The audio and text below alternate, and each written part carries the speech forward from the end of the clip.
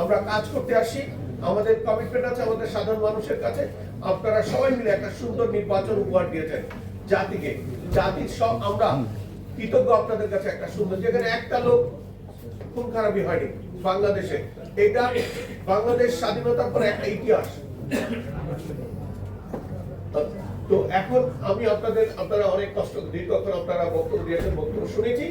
আমি শুধু আপনাদেরকে এতটুকু বলবো যে জবাবদিহিতা থাকবে প্রত্যেকটা কাজে। আগবাড়ি আপনারা কিছু করবেন না, এটা আপনার কাজ না। যেটা আপনার কাজ আপনি সেটা করবেন, যেটা আপনার কাজ না সেটা আগবাড়িয়ে করবেন না। আপনার কাজের জন্য আপনি জবাবদিহি হবেন, অন্য কাজের জন্য আপনি জবাবদিহি হবেন না। আপনারা, আমি দেখেছি, আমি একজন বিদেশে কন্ট্রাক্টর, আমি দুবাইতে কন্ট্রাক্টারি করি।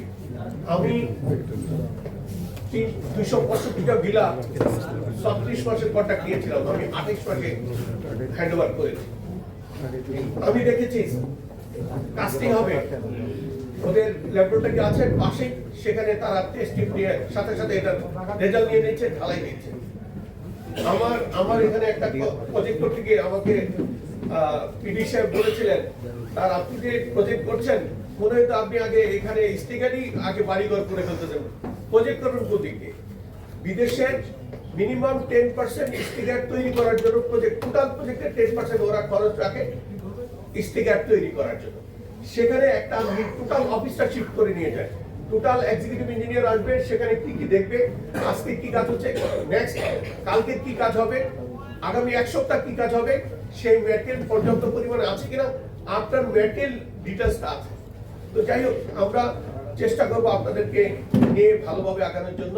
আমাদের পূর্বের কাজের কিছু অভিজ্ঞতা আছে, দেশ বিদেশে আমরা কাজ করেছি।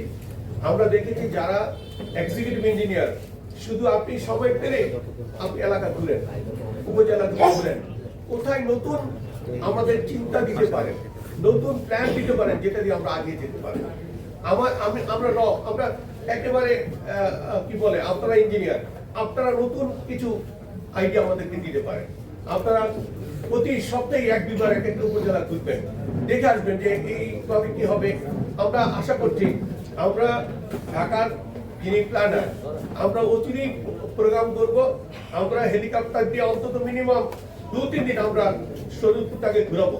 শরীয়তপুরের নতুন রাস্তা আমরা কিভাবে করতে পারি, ওনার কাছ থেকে উনি একবার দেখে গেল, দ্বিতীয়বার দেখে গেল, তৃতীয়বার উনি কোনো প্ল্যান দিতে না বলে উনি যদি আরো 10 বার শরীয়তপুর হেলিকপ্টার দিয়ে উপর দিয়ে ভিজিট করে কোন দিক দিয়ে আমার সস্তা রাস্তা হবে, কোন দিক দিয়ে আমাদের সম্পৃক্ততা বাড়বে, কোন দিক দিয়ে পজিটিভ হবে, এটা আমরা করতে চাই এবং এটা আমরা করবো ইনশাআল্লাহ।